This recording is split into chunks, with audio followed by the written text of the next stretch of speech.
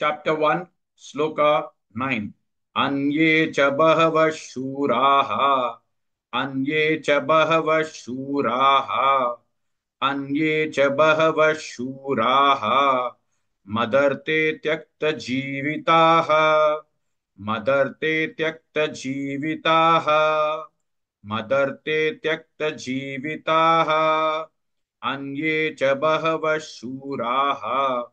मदर्ते त्यक्तजीविताः अन्ये च बहवः शूराः मदर्ते त्यक्तजीविताः अन्ये च बहवः शूराः मदर्ते त्यक्तजीविताः अन्ये च बहवः शूराः मदर्ते त्यक्तजीविताः अन्ये च बहवः शूराः मदर्ते त्यक्तजीविताः नानाशस्त्रप्रहरणाः नानाशस्त्रप्रहरणाः नानाशस्त्रप्रहरणाः सर्वे युद्धविशारदाः सर्वे युद्धविशारदाः सर्वे युद्धविशारदाः नानाशस्त्रप्रहरणाः सर्वे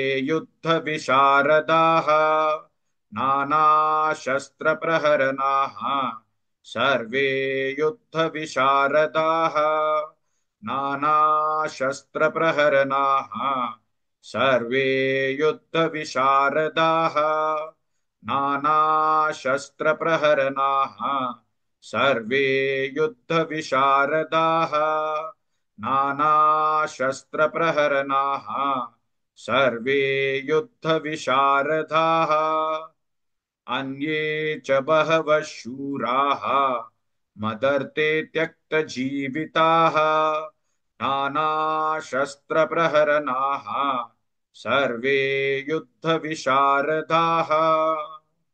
Please like and share this video because you could be instrumental in helping someone around the world recite the Srimad Bhagavad Gita, thereby helping them to have a life of unending opulence, victory and prosperity. This is mentioned in chapter 18, Sloka 78. Yes, don't forget to buy my book, Leadership Can Be Child's Play. Namaste.